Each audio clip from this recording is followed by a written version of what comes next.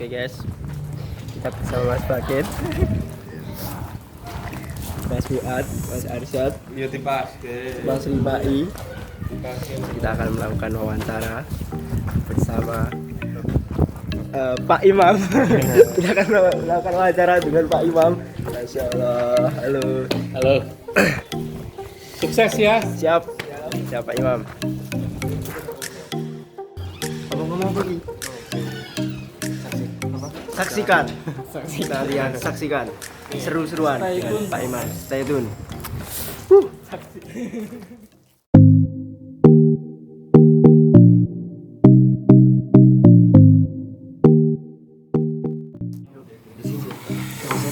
Kita sedang berada di rumah ISN, rumahnya Pak Imam Subhan yang akan kita wawancarai pada sore hari ini. Kita bersama Mas Satrio, Mas kameramen Mas Ribai, Mas Fuad, Mas Bakit. Betul? Aman? Oke, sebelumnya perkenalan dulu Pak. Kami dari Pendidikan Matematika Angkatan 2022. Ini ada tugas Pak, mata kuliah kewirausahaan. Nah itu kita disuruh, tugasnya itu disuruh buat konten Pak. Buat konten, disuruh buat video mewawancarai orang pengusaha seperti itu Pak. Nah saya sudah cari kemana-mana nggak ketemu. Nah ini dulu pernah ke rumah ISN. Ada Pak Imam ini. Iya. Juga pengusaha seperti itu Pak. Ini saya Mafaza Pak. Ini saya Arsyad dari FAI. Saya Bakit. Saya Fuad. Nah, dari Sukoharjo ya. Gitu ya. Karanganyar, Songo, Wonogiri, Pemalang, Pekalongan. Oke, seperti itu Pak. Langsung aja ya Pak. Jadi sistemnya nanti mungkin fleksibel aja Pak. Iya. Katanya ngobrol. Nanya aja lah. Siap. Kalau boleh tahu Pak, usahanya dari Pak Imam ini apa aja nih Pak? Usahanya. Jadi gini, sebetulnya kalau usaha sekarang kan kondisinya lagi freeze ya, lagi banyak berhenti gitu. Tapi originally itu dulu saya banyaknya di ekspor komoditas khususnya.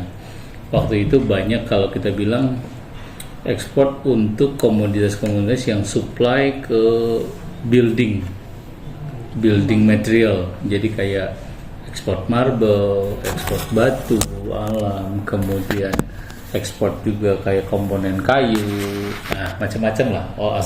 Yang berhubungan dengan bangunan. Pertanyaannya kenapa ekspor gitu, atau kenapa langsung ke ekspor gitu ya, nggak jualan? Karena saya berangkatnya memang dari trading. Jadi kalau trading dagang aja kan, kita ambil, kita beli, kita jual gitu. Nah dulu 20 tahun yang lalu kan ekspor itu kan masih dianggap susah gitu ya. Jadi kalau kita udah bisa punya akses, itu justru kita punya niche market, nilainya lebih tinggi segala macam. Tapi kemudian kondisinya berubah, ekspor jadi sangat mudah. Sekarang kan jualan apa aja juga impor langsung segala macam juga jadi sangat mudah kan. Jadi harus berubah lagi. Kemudian saya selain di ekspor itu pernah juga di fabrics, kain. Mungkin hanya bertahan 5-7 tahun gitu ya. Habis itu habis ya, karena ketidakmampuan untuk mengikuti perubahan desain, perubahan model bisnisnya. Kemudian sekarang sampai hari ini masih supplies gitu, tapi semuanya project basis Mas. Jadi nggak yang kayak punya toko, punya stok kita jual gitu, nggak. Jadi memang semuanya network, semuanya baik dari supply-nya, baik dari marketnya, itu semua by network. Nah, kenapa itu bisa dilakukan? Karena memang sudah hampir 20 tahun lebih banyak ketemu teman, banyak ketemu rekanan. Jadi itu yang sebetulnya sekarang banyak dilakukan ya. Sama itu sisi bisnisnya, tapi sisi yang lain saya memang bukan banyak ya, sedang support bisnis-bisnis anak muda dan juga ngasih kayak beberapa workshop, pelatihan-pelatihan untuk UMKM gitu. Ya itulah kegiatan 2 tahun terakhir ya, pasca COVID juga itu. Jadi pernah ngurusi pabrik juga, pernah ngurusi karyawan puluhan sampai sendirian itu.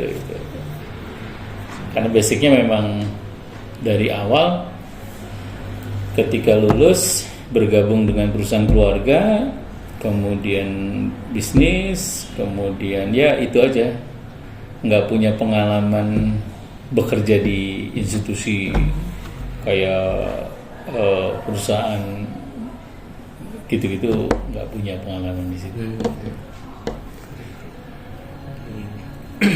Yang menjadi motivasi apa Pak?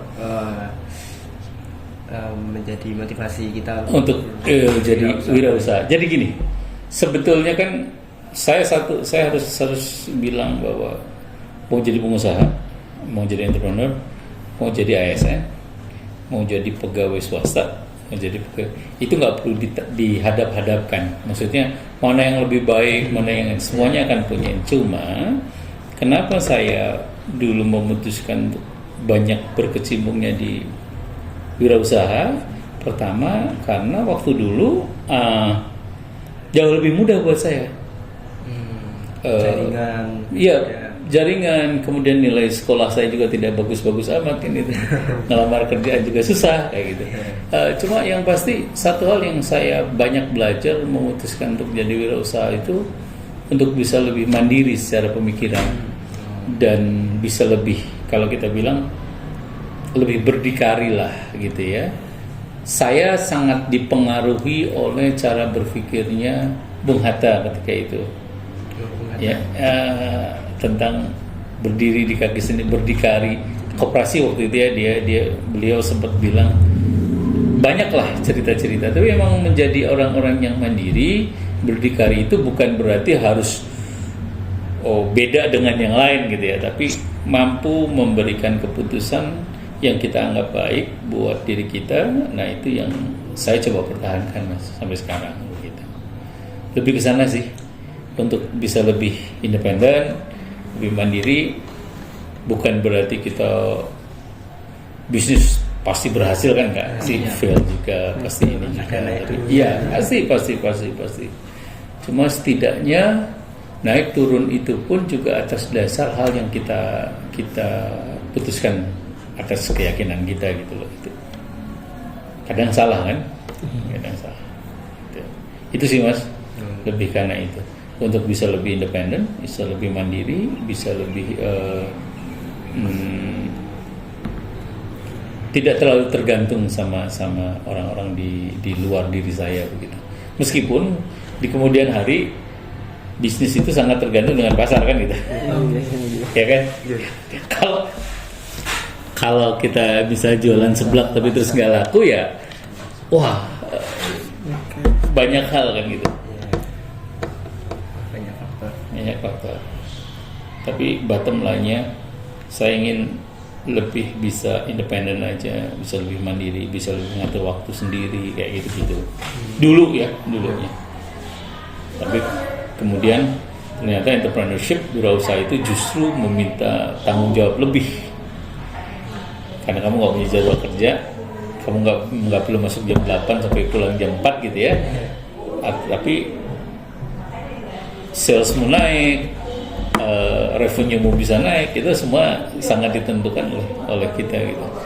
Justru makin kesini saya makin merasa bahwa entrepreneurship itu selain mengajarkan saya untuk lebih independen, lebih mandiri, juga mengajarkan untuk lebih profesional gitu. Itu sih Mas gitu. Kalau paling awal banget itu apa Pak usahanya? Exporting tadi? Iya, trading aja Mas. Trading, jadi jualan. Intinya sih itu. Zaman kuliah saya dulu belajar, diajak orang tua saya, bapak waktu itu disuruh jadi sales oli, tapi fail, gagal, nggak bisa. Terus bergabung di perusahaan keluarga, itu manufaktur, pabrikasi untuk batu segala macam. Habis itu sampai 2007, 2010 mungkin. Habis itu mulai banyak support, jadi apa istilahnya, workshop, consultant base kayak gitu-gitu. Tapi sambil itu jalan, semua network kayak bisnis ekspornya ya by request saja, kalau ada yang minta kalau kita begini gitu. Pernah jualan kain, ya itu apa aja sih sebetulnya, nggak membatasi produknya apa gitu ya. Tapi saya baru pernah nyoba di, kalau orang Jawa bilang, papan sama sandang. Makanannya, pangannya saya belum, nggak kayaknya belum punya kemampuan. Jadi bisnisnya ujung-ujungnya kalau nggak di urusan yang berkaitan dengan rumah, ya dengan pakaian. Tapi pakaian udah skip, udah nggak terlalu. Cuma 5-6 tahun waktu itu. Karena pasar ini mempengaruhi. Ya, satu, pasar mempengaruhi, kedua model bisnisnya berbeda sekali gitu ya. Karena fashionnya hampir tiap tahun, jangan kan tahun itu, tiap bulan ganti. Ya, kayak kalian kan pakai baju batik, nanti harus apa. Ternyata bisnis itu nggak bisa disambil-sambil gitu loh. Ya, Anda boleh punya banyak bisnis gitu, punya banyak varian produk, cuma tiap ininya harus diperhatiin. Pelajaran ya, nggak ada istilah subsidi silang lah. Ya udah, setiap produk harus punya keuntungan, setiap bisnis harus punya penghasilannya. Kalau dalam menjalani bisnis ini Pak Imam sendiri apa nanti ada karyawan atau bagaimana? Dulu pernah punya tim ya, punya tim itu dari pernah punya sampai 20-30 orang, pernah cuma 2-3 orang. Tapi dulu lebih ke kalau kita bilang itu learning based company. Jadi memang saya kebanyakan disupport sama anak-anak yang kalau kita bilang fresh grade gitu. Ya udah, kita kasih opportunity untuk terus mereka ini. Tidak sustain, tidak cukup lama, tapi masing-masing mereka pada punya kerjanya masing-masing dan itu menyenangkan lihatnya gitu. Kalau saya gitu Mas, jadi mostly kalau sekarang sendirian aja, sendirian, keputusan diambil sendiri, tapi untuk pekerjaan kan eksekusi tertentu masih punya ini supply chain-nya masih ada. Misalnya saya ada project A, kayak ini saya lagi nemenin satu project, bukan saya yang owning projectnya, tapi saya yang coba connecting supply, demand, project. Nah itu saya tugasnya hanya memastikan bahwa janji dari supplier sama dengan yang diberikan kepada customernya. Jadi kayak trading tapi lebih ke ke services gitu. Gitu. Untuk masalah modal itu awalnya itu bagaimana Pak modalnya? Oke, modal itu kan banyak ya Mas. Kalau dulu saya terus terang belum mengawali dengan saya keluar uang berapa untuk bikin produknya, tapi biasanya lebih kayak services saja dulu gitu. Jadi kayak aku mau ekspor produk A gitu ya. Nah, kita coba source dulu, misalnya barangnya udah ada, udah ketemu harganya. Nah, modalku apa? Network sama trust. Oke, biasanya kalau aku misalnya kalau vendor gitu ya, bilang, "Mam, aku minta DP-nya 50% sebelum kirim dilunasi." ya itu aja sampaikan ke klien. Oke, kalau harganya 50% DP, nanti 50%. Itu pun kerap kali masih loss ya. Tiba-tiba kita yang jadi trading harus bertanggung jawab kan gitu. Nah itu juga pelajaran-pelajaran yang selama ini sering kita hadapi. Jadi maksudnya gini, kalau teman-teman berpikir bahwa modal itu dalam bentuknya finansial, maka source kalian pasti terbatas. Ya kan? Uangmu dikumpulin berlima berapa toh? Misalnya 100 ribuan juga, ya maksimal 500 ribu gitu kan. Tapi yang kalian lupa bahwa modal itu banyak bentuknya. Misalnya Faza punya, Pak Imam tuh punya itu, misalnya punya let's say baju itu punya stok tuh, boleh nggak ya kita jualan gitu kan? Harganya gimana? Nah itu salah satu bentuk modal yang selama ini bahkan anak-anak muda selalu berpikirnya kan gitu, sumber modal kalian kan entah uang jajan kalian, orang tua kalian kan gitu, ya kan? Kemudian habis itu mulai tuh udah kekumpul, mulai bisnis, mulai untungnya mulai ada, karena orangnya banyak, tetap aja kayak nggak berasa kan, kok nggak ada untungnya kan gitu. Mulai kan biasanya nanti pecah masing-masing. Nah itu yang sering terjadi. Saya kalau nyaranin kalian masih muda bahwa bekerja bersama-sama itu oke. Tapi yang bagus sebetulnya sama-sama kerja. Ya misalnya berlima nih, satu punya produk A, B, C, ya udah belajar aja dulu.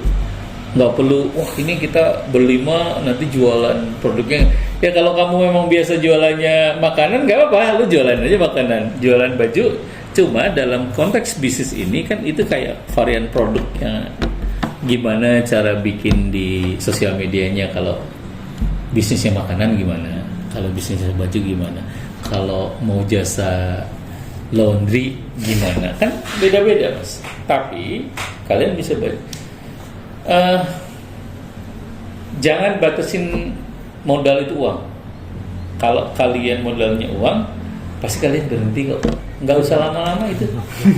Baru bikin proposal aja, duitnya rano, wis rampung.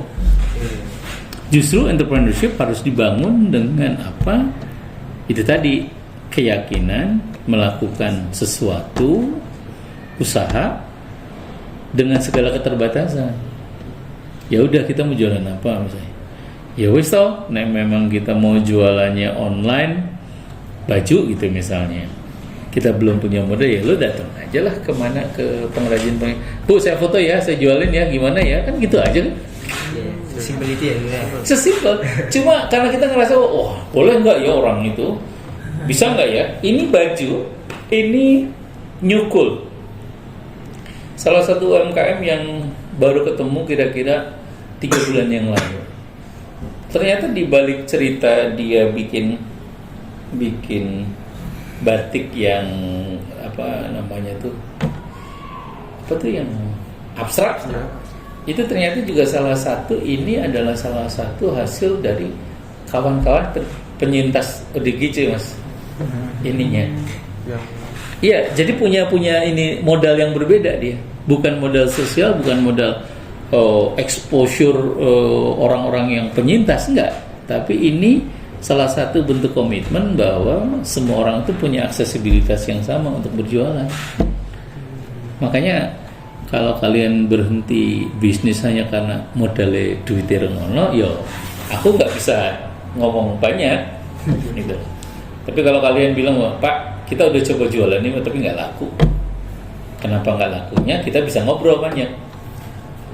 Tapi kalau ini uangnya nggak kumpul, nah gue harus dipikirin gitu. Itu sih mas, kalau modal jangan kalau modal kalian berpikir itu uang, ya pasti kalian berhenti di uang sih. Kita juga ada itu pak, latihan itu mas, pertama kuliah ya. Pertama kuliah disuruh misalnya target 50.000, silakan mau ngapain silakan. Kita suruh kerja tanpa modal. Tanpa 1 jam. Selama 1 jam. Terus kita jualan ya? Iya, jualan. Bantu jualan di apa? Iya, Di rumah iya, ya? di rumah. Iya. Di rumah. Kan kebetulan deket Pak. Iya, Biasa deket gitu ya. iya. Nah, Jauh ke rumah. bantu jualan itu kan bentuk services. Iya, servis. Iya kan? Jasa, gitu. Jasa di mana sebenarnya kamu cuma, Bu, boleh nggak ini tak jualin? Ya, aku dapat untungnya segini kan gitu. Nah, itu part of entrepreneurship gitu loh. Jadi bukan lagi bicara soal punya uang berapa supaya kita jadi berapa, enggak. Tapi setiap proses yang dilakukan oleh kita semua yang itu kemudian menghasilkan keuntungan itu adalah bentuk entrepreneurship. Itu aja. Bisa kan waktu itu? Bisa. Ada. Cuma pertanyaan kenapa terus berhenti?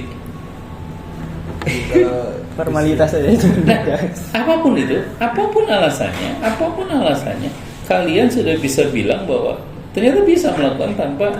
Tapi ketika kalian harus bikin proposal yang, kalian kalau bikin proposal bisnis pasti untung kok nilainya, ya nggak?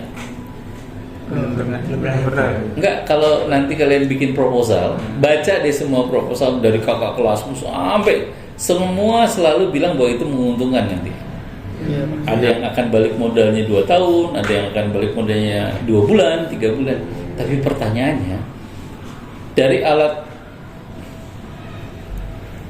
cara berpikir, cara berhitung kalian yang jelas menguntungkan pun tidak punya cukup keberanian untuk melakukan itu kan? Nah, itu yang jadi pertanyaan kalian. Jadi kasih tahu nih ya, ini pasti untung, ya. Modalnya 500.000, kalian punya uang 500.000. Kira-kira mau jalanin nggak?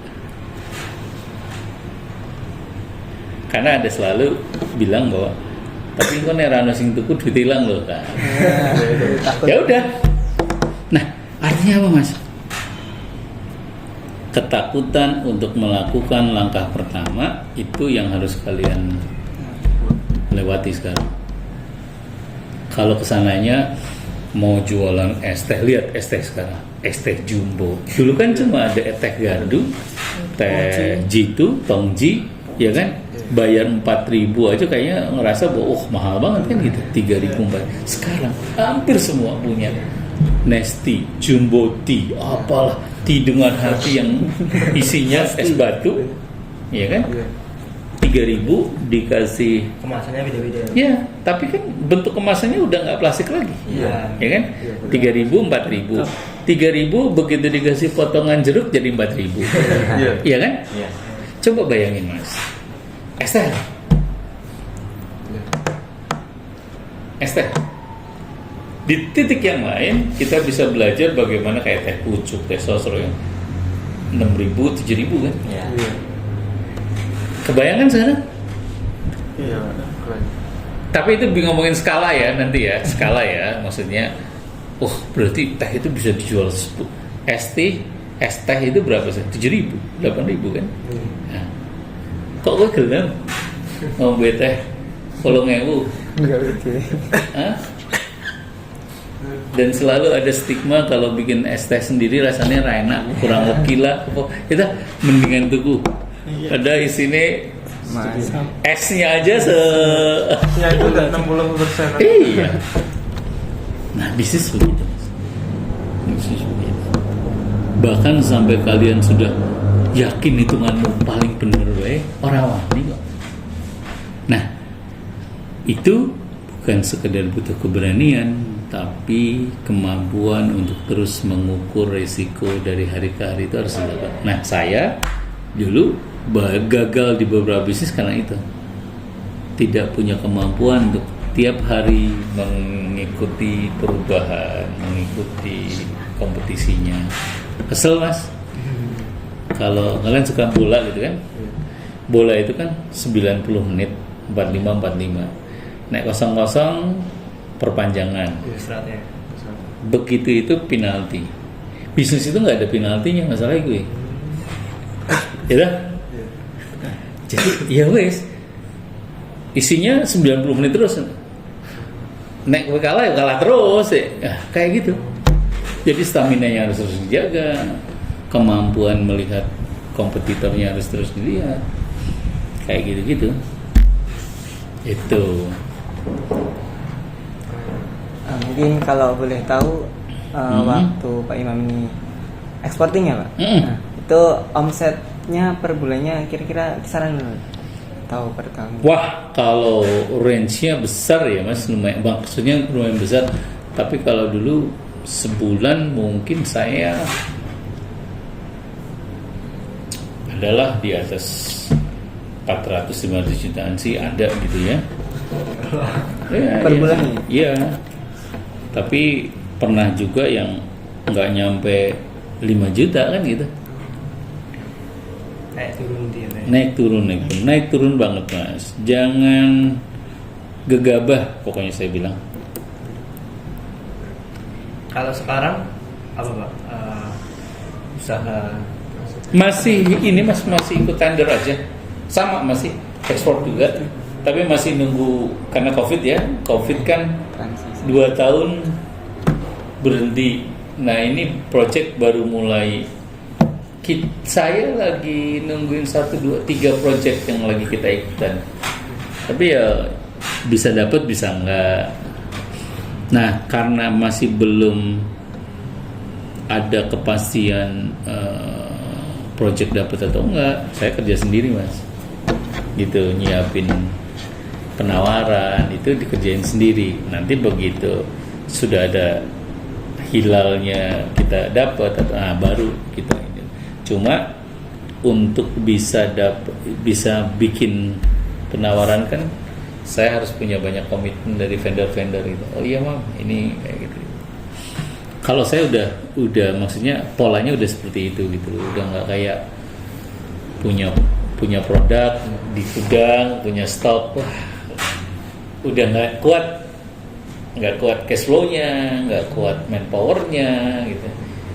Apalagi sekarang kalau jualan produk-produk yang customer good kayak baju apa kan di TikTok, wah udah nggak kuat Mas, nggak kuat ikutin pasar. Sayanya sudah tidak punya kemampuan berkompetisi di situ gitu. Tapi sudah dilarang Pak? Belum tahu aku. Oh, belum tahu. Tadi lihat berita di Iya, TV. tapi masalahnya kan bentuk-bentuk pelarangan atau apapun juga kan pasti akan muncul ya, hal-hal baru lagi. Disrupsi nggak bisa dicegah. Iya, bisa. Karena bisa jadi ternyata Ada platform lain. yang lucu kan sebetulnya kan mestinya yang bisa bikin produk yang kompetitif yang menang. Tapi kenapa justru yang dapat margin lebih besar justru orang-orang yang nggak ada urusannya sama produksi kan kayak gitu. Ada yang nggak seimbang memang di pasar, tapi ya kayak kalian gitu, kalau beli baju lebih percaya beli ke aku atau lebih percaya sama orang yang jualan di TikTok? Langsung. Nah, ya cuma kalau langsung kan nggak ada experience kan. Kalau aku bilang beli nih batik dari aku harga 50.000, belum tentu juga. Emang Pak Imam aku nggak pernah tahu dia jualan batik kan gitu. Tapi ada orang yang memang hidupnya jualan begitu. Nah, Anda lebih percaya ke mana? Yang biasanya batik ya. Iya. Percaya. Nah, itu yang sekarang harus diperhatiin. Udah. Itu tantangan menjadi pengusaha itu paling berat apa? Tantangannya? Tantangannya sederhananya gini Mas.